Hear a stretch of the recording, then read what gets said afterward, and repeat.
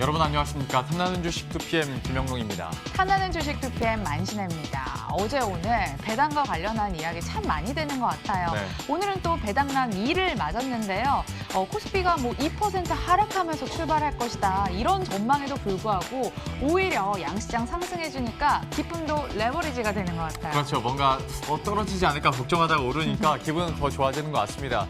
코스닥이야 오를 것으로 어느 정도 예상이 됐기 때문에 저희가 거기에 대한 맞춤형 오늘장 배당 낙 전략을 전해드렸었는데 코스피는 얘기를 한 것처럼 2%가 떨어져도 보합이다 얘기를 했는데 지금 오히려 강보합권 이상으로 가고 있으니까 그러니까 평소 때라면 한 코스피 3% 상승하는 그런 기분을 갖게 되는 것 같습니다. 떨어질 줄 알았는데 올라가니까 기분이 참 좋고 네. 여기에 따른 또 업데이트된 투자 전략이 필요한 거 아니겠어요? 맞습니다. 물 들어올 때 노젓는 게 또 저희만의 주특기 아니겠습니까? 저가 매수할 수 있는 종목은 저가 매수 전략대로 또 추세가 살아있는 종목은 추세대로 저희가 알려드릴 테니까요. 이번 시간도 함께해 주시고요. 탐나는 주식 2PM 출발하도록 하겠습니다.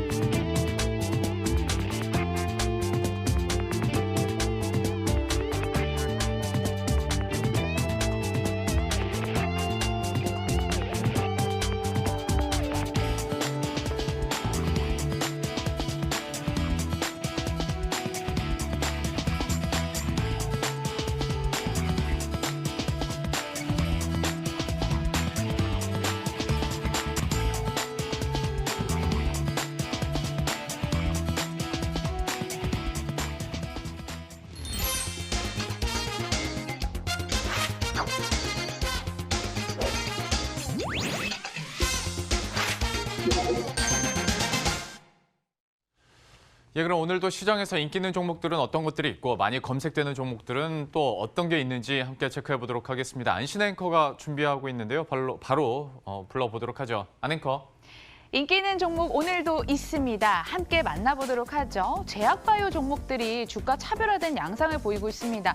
악재와 호재 속에 주가가 엇갈리고 있는데요. 악재 하락하고 있는 한미약품 메디톡스도 있는가 반면에 삼성바이오로직스는 또 오르고 있습니다. SK하이닉스 오늘 52주 신고가를 기록했는데 반도체 투톱의 이 상승 랠리는 어디까지 이어질까요? 인기 있는 이유 첫 번째 종목 그중에서 2차 전지 관련주부터 살펴보도록 하겠습니다.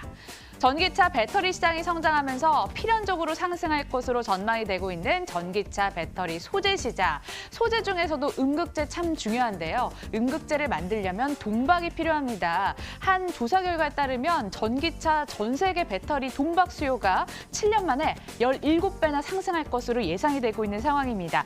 한국의 대표 전기차 이 동박을 제조하고 있는 기업 중에 SKC, 두산솔루스, 일진 머티리얼즈 쟁쟁한 기업들이 있는데요. 과연 셋 중에 어떤 종목을 담아봐야 될까요? 잠시 후에 확인해드리고요.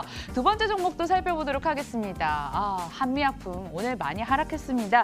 오늘 또다시 악재가 출현했는데요. 미국의 이 스펙트럼사에 기술 수출했던 항암신약 포지오티닙이 임상 2상에서 일부 1차 평가를 미충족한 것으로 나타났습니다. 올해 들어서 기술 수출 과제 2건의 권리 반환한 소식 이후 또다시 맞닥뜨린 악재라 이 일이 커지지 않을까라는 우려가 또 생기고 있는데요. 사실은 거래소 대장주 역할까지 했었던 한미약품인데 이제는 그 위치를 삼성바이오로직스나 셀트리온에 반납하고 있습니다. 과연 다른 종목으로 갈아타야 될까요? 낙폭을 줄이면서 4.32%까지 낮추긴 했는데 여전히 급락세가 포착이 되고 있네요. 자, 마지막 종목 살펴보도록 하겠습니다. 삼성전자가 전 세계 시장에서 5G 설비 수주 점유율을 높이고 있습니다. 그런 가운데 수혜가 예상되는 서진시스템 마지막 종목으로 살펴보도록 할게요.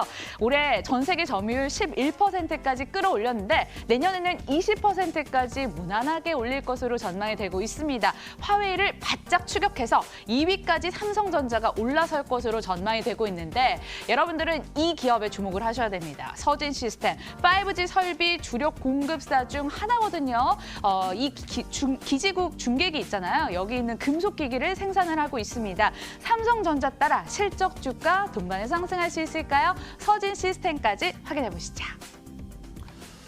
오늘 안신 앵커가 꼽아준 인기 있는 종목들 심심치가 않습니다. 참 만만치도 않고요. 여기에 대해서 그러면 종목별 전략은 어떻게 짤 수 있을지 아이디어 한번 궁리를 해보도록 할 텐데요. 메리츠종금증권 영업부 금융센터 도현정 차장과 함께합니다. 어서 오십시오.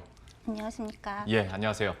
참 만만치가 않다라고 제가 표현한 이유가 2차 전지 관련주부터 한번 보자면 어쩌다가 이제 주식 투자하시는 분들은 동박까지 먼저 알아야 되는, 그러니까 전기차도 사실 버거였는데 그 안에 음극재 들어가죠. 음극재 지지체에서 전류 흐르게 하는 동박까지 이제 알아야 되는데 이게 또 아직 뭐 양질의 동박을 제조하는 업체들이 뭐 글로벌리하게 봐도 그렇게 많지 않다고 그러더라고요.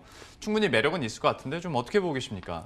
네, 말씀하신 대로 그 2차 전지 안에서 그 우리가 좀 주목해야 될 소재로서 우리 동박을 좀 봐야 될 것 같습니다.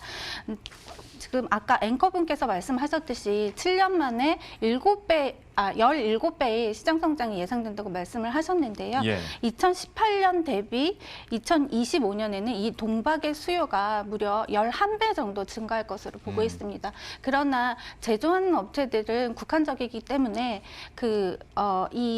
지금 제조를 하고 있는 국내 기업들, 그리고 이 국내 기업들이 그리고 증설을 굉장히 적극적으로 하고 있습니다. 그렇기 때문에 이들의 실적 성장이 당분간 시장 성장에 따라서 지속될 것으로 예상되기 때문에 예. 좀 다 같이 주목해서 보셔야 되지 않을까라고 생각하고 있습니다. 혹시 그러면 동박 관련주 중에서는 특별히 보고 있는 게 있어요? 시장에서는 지금 꼽는 게 SKC나 두산솔루스, 일진머티리얼즈 이 정도 얘기는 나오고 있는 것 같은데 좀 대표적이죠. 예, 예. 그 세 종목이 대표적이고 그 중에 무엇이 좋으냐라고 이제 탑픽이 무엇이냐라고 물어보시면 사실은 세 종목 다 좋다고 말씀드려야 할 것 같습니다. 각각의 매력도가 다르고요. 일진머티리얼즈가 사실 가장 대표적인 오래된 그 동박 업체죠. 예. 그런데 우리가 계속 주목해 왔던 것은 일진머티리얼즈가 동박의 그 비중이 가장 큽니다. 그리고 지금 계속해서 증설을 해 나가기 때문에 캐파가 뭐 비등비등해도 SKC와 비등비등하다고 해도 가장 클 것입니다. 그리고 증설 폭이 클 것이고요. 그렇기 때문에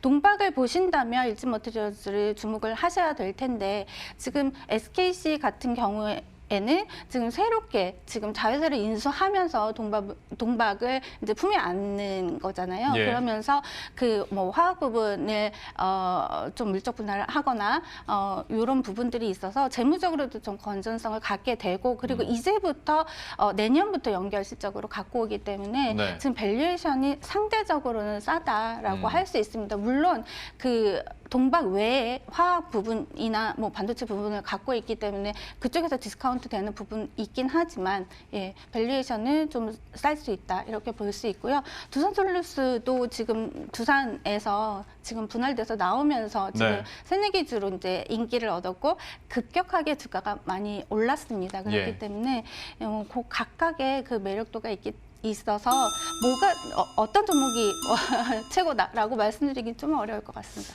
사실 아직 업황 분위기를 봐도 뭔가 최고를 꼽기는 이른 감은 없지 않아 있습니다. 어떻게 되는지를 계속 봐야 되는데 이 와중에 어느 정도 뭐 매력적인 탑픽도 나왔는데 질문 띵동이 나왔습니다. 어떤 질문이에요? 말씀을 들어보니까 대세가 바뀌는 것 같아요. 그래서 그 흐름 저희가 빠르게 캐치를 해봐야겠죠. 사실 올 한 해 2차 전지 관련 섹터 정말 힘들었습니다. 그럼 차장님 말씀대로 2차 전지 섹터 뭐 LG화학이나 삼성, SDI보다 소재 관련주 보는 게 더 괜찮다고 보시는 거죠? 매수도 가능할까요? 그런데 이 2차 전지 관련주에 대해서는 좀 우리가 장기적인 시점을 갖고 봐야 할 것 같습니다. 네. 그리고 지금 대장주 아주 큰 그 대기업 대장주라고 할 수 있는 삼성 SDI나 LG화학이 주가가 좋지 않은 상황에서 사실 그 소재를 공급하는 이제 그 업체들의 그 공급하는 업체들이잖아요. 네. 공급하는 업체들이 사실 실적 성장이 굉장히 보이고 해도 전망이 좋다고 해도 사실 그 대장주 역할을 하는 대기업들의 주가가 2차 전지로 인해서 턴하는 그 모습을 우리가 확인을 해야지 더 추세적인 상승을 좀 예상할 수 있지 않을까라는 생각입니다. 그리고 또한 그래야지 밸류에이션도 제대로 받을 수 있거든요. 예. 그 2차 전지 관련주, 그러니까 대장주 역할을 하는 그 종목들은 어쨌거나 되게 오랫동안 발목을 잡고 있는 그 ESS 문제도 얼른 해결이 돼야 뭔가 앞으로의 산업에 대한 미래 지향성을 갖게 될 텐데 이것 때문에 혹은 소송 때문에 계속 좀 붙어 있는 상황이라 갖가지 뉴스들이 있으니 그래서 안신 앵커가 오히려 소재 쪽으로 한번 눈 돌려보는 게 낫지 않겠냐 뭐 이런 얘기도 하게 되는 것 같은데요.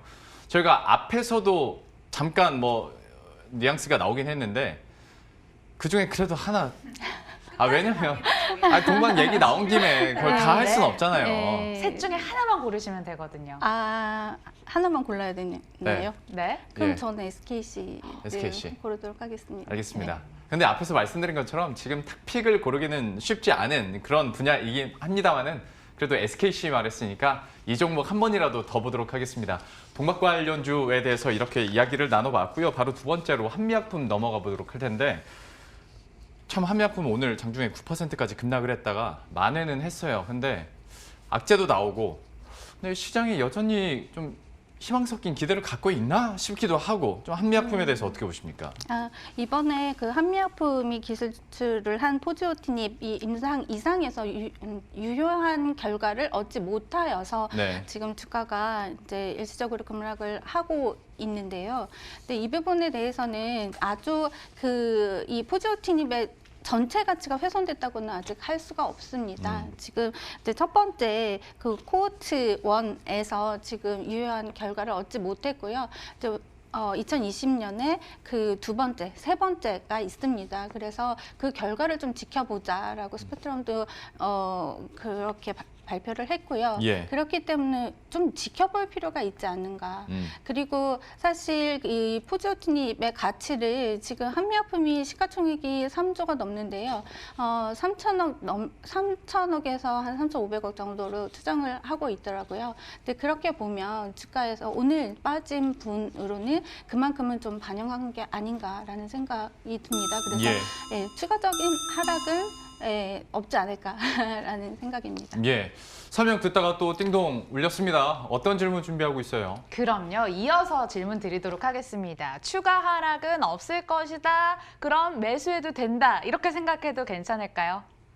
근데 굳이 매수할 필요는 없지 우리 않을까요? 신앵커가 뭐 아니면 도여가지고 네, 지금 사실 1월에 JP모건 헬스케어 컨퍼런스가 있지 않습니까? 예. 그래서 맞아요. 바이오의 그 기업들, 제약바이오에 지금 관심이 많습니다. 그리고 이제 매년 1월에 이제 그 주가 퍼포먼스도 좋았고요. 그래서 우리가 좀 제약바이오를 보는 거는 좋다고 생각을 합니다만, 그 안에서도 그 JP모건 그 헬스케어 컨퍼런스에 참가하는 기업 그리고 좀 그 일정이라고 하죠. 그 좀 중요한 것들의 결과가 이제 발표되는 그런 일정을 가진 기업들 그리고 실제로 이전에 좀 좋은 결과를 이제 발표가 있어서 향후에도 좀 기대되는 그런 기업들 또 많습니다. 지금 주가 보시면 아시겠지만 그래서 그런 기업에 오히려 조금 더 관심을 갖는 게 좋지 않을까라는 생각입니다. 그 JP모건 헬스케어와 관련해서는 뭐 HLB 그룹주나 셀트리온 그룹주도 뭐 얘기 많이 되고 있고